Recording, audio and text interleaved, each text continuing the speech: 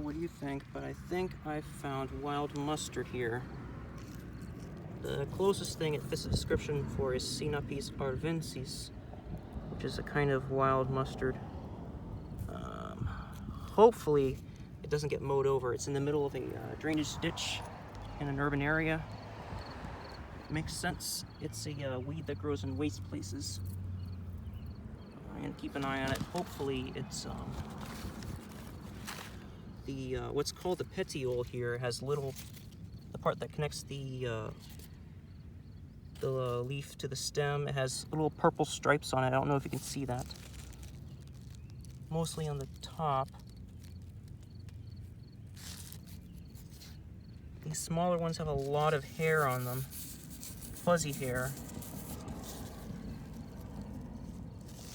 and a lot of hair on the stem too. It seems to lose a lot of its hair as it gets older.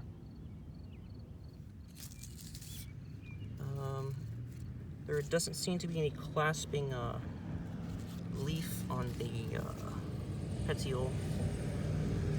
They are lobed pinnately, and then they join at the tip.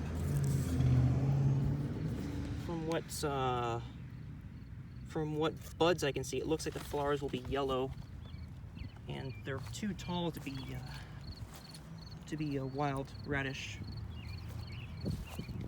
No, that's alfalfa. Where is it?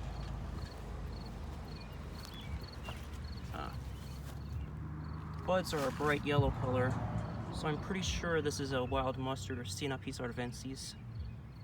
What do you think?